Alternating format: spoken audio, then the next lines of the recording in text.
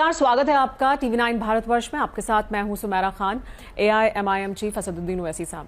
बहुत स्वागत है TV9 भारतवर्ष में सर आपका। बांग्लादेश में जो हालात बने हुए हैं और बांग्लादेश में जिस तरह की अराजकता इस वक्त देखी जा रही है, जिस तरह की सड़कों पर हम प्रदर्शन देख रहे हैं, क्या आपको लगता है कि बांग्लादेश एक हमारा और पड़ोसी देश अस्थिर हो जाएगा, वहां पर अस्थिरता आएगी, इस तरह के हालात होंगे जैसे अफगानिस्तान में, हम वहां पर भी देखेंगे इस तरह के हालात? ये पूरी जिम्मेदारी नरेंद्र मोदी की है। नरेंद्र मोदी डिप्लोमेसी को पर्सनल लेवल पर करते हैं, लीडर टू लीडर। डिप्लोमेसी होती है देश के दरमियान, दो देश के दरमियान। नरेंद्र मोदी लीडर करते हैं। आप देखिए मालदीव्स में, हमको नहीं मालूम चेंज हो गया, 56 इंच का सीन है, हमारी फौज वहां से वापस आ गई। बांग्लादेश में सो रहे हम लोग, हमको नहीं मालूम क्या हो रहा है वहां पर। वेट एंड वॉच, क्या वेट एंड वॉच? अच्छा, हम अब वहां पर एक नई सरकार आएगी, अब यहां पर हम वहां के डिपोज लीडर को रख रहे हैं। अब कल वहां बांग्लादेश सरकार बोलेगी वापस भिजाइए, इन्होंने वहां पर क्राइम किया है। आप क्या करेंगे? आप क्या करेंगे सरकार, बताइए हमको। जब हम बांग्लादेश को हमने मदद की थी उस जमाने में, आज वो लोग नई गवर्नमेंट कहें कि आप भिजाइए वापस उनको, आप क्या करेंगे आप? अच्छा, क्या ये एक मेरे बात, प्रधानमंत्री ये क्यों नहीं कह रहे कि हम बांग्लादेश जनता के साथ हैं? आप वो डिपोज लीडर के साथ है, जनता के साथ है, बताइए आप।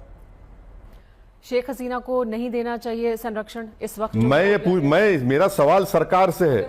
नहीं, अगर नहीं, एक हाइपोथेटिकल सिचुएशन देख लीजिए। अगर कल वहां की जो भी सरकार होगी बोलेगी हमको वापस भिजाइए, इन पे केस चलाना है, क्या करेंगे नरेंद्र मोदी? मैं यही कह रहा हूं ना, ये इनके जो पॉलिसी है इंडिविजुअल बेस्ड है, लीडर बेस्ड है। अरे भाई, देश के दरमियान में होता है। आपको नहीं मालूम अफगानिस्तान में क्या हुआ? जितने हमने अफगानिस्तान में हजारों लोगों को ट्रेन किया, कितने लोगों को ट्रेन किया वहां पर, जब आज कहां है वो लोग? भारत आने से तड़प रहे हैं, भाग रहे हैं यहां से वहां। मालदीव में हो गया हमको पता नहीं, श्रीलंका में हो गया हमको पता नहीं, म्यांमार में हो गया हमको पता नहीं, क्या पता है भाई आपको? आप सिर्फ भूटान ले लेकर खुश होंगे क्या? ये आपकी फॉरेन पॉलिसी है। लेकिन बांग्लादेश में जो अभी हो रहा है वो बहुत टाइट रोप वॉक है भारत के लिए। क्या टाइट रोप वॉक? नहीं, से क्या नहीं, संभलकर बहुत मैं आपको बता रहा हूं, मैं जब इंग्लैंड में लॉ पढ़ता था, मेरे साथ कई बांग्लादेशी दोस्त वहां पर बैरिस्ट्री करे, मेरे साथ कई जूनियर भी थे। वो मुझे 8 महीने से कह रहे हैं ये जाएगी, ये नहीं रहेगी। इसका गुस्सा पैदा हो रहा है, ये गवर्नमेंट नहीं रहेगी। आपको पता ही नहीं है।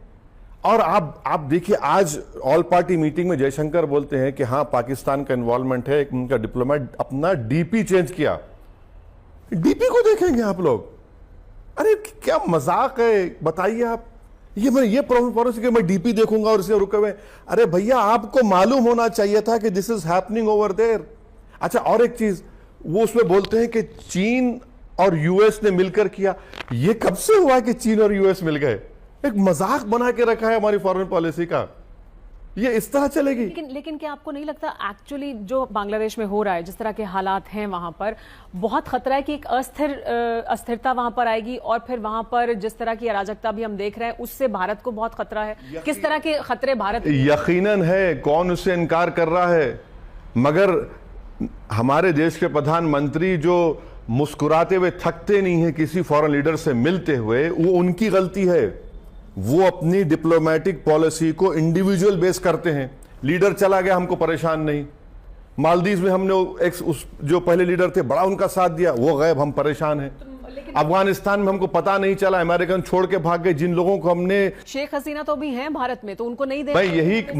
मेरा एक ही सवाल इस सरकार से है, अगर कल वहां की नई सरकार नरेंद्र मोदी की से कहेगी कि उनको वापस करिए, आप क्या करेंगे?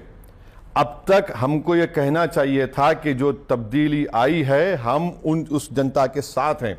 लीडर आएंगे जाएंगे, मगर हमारे बांग्लादेश ताल्लुकात तो अच्छे रहना बहुत जरूरी है।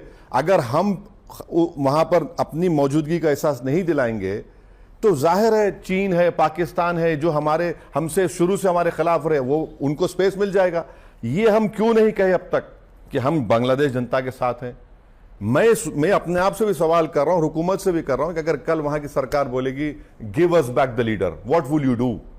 लेकिन जो वहां अभी हालात हैं और वहां जो लोग काबिज हो रहे हैं, जिस तरह के हालात हम देख रहे हैं, माइनॉरिटीज के खिलाफ जो कुछ हो रहा है, उसके लिए कहा जा रहा है कि ये नोहा खाली जैसे हालात हैं। ये वहां की सरकार को हमको बोलना चाहिए अभी तो सरकार नहीं नहीं, सही ना है। अरे कुछ भी होगा भाई, प्रधानमंत्री को जब एक चेंज आ गया तो वो बोल सकते हैं ना, ठीक है हम जो चाह रहे थे, हमारी जो हम चाहते थे उसके बरखिलाफ कोई चीज हो गई, ठीक है, रियलिटी ये है। मगर हमको अगर उसको एक्सेप्ट नहीं करेंगे, और ये तो गलती आप हमारी भी है ना, आप नहीं तो बुलाया था अपने ओथ टेकिंग सेरेमनी में मोहतरमा को, वहां पर इलेक्शन हुए, कोई अपोजिशन इलेक्शन में नहीं है। ये सब चीजें मुझे दिख रहे हैं, मैं तो कोई डिप्लोमेटिक एक्सपर्ट नहीं हूं, मगर जब मेरे जैसे आदमी को समझ में आ रहा है, भाई ये तो जानकार लोग बैठे हुए हैं जिनको तनख्वाह मिल रही है मेरे टैक्स से, उनको समझ में नहीं आ रहा था बात, ये हमको मालूम ही नहीं। वेट एंड वॉच, अभी भी वेट एंड वॉच, अभी वेट एंड वॉच होगा। बहुत शुक्रिया ओवैसी साहब तमाम मुद्दों पर हमसे बात करने के लिए।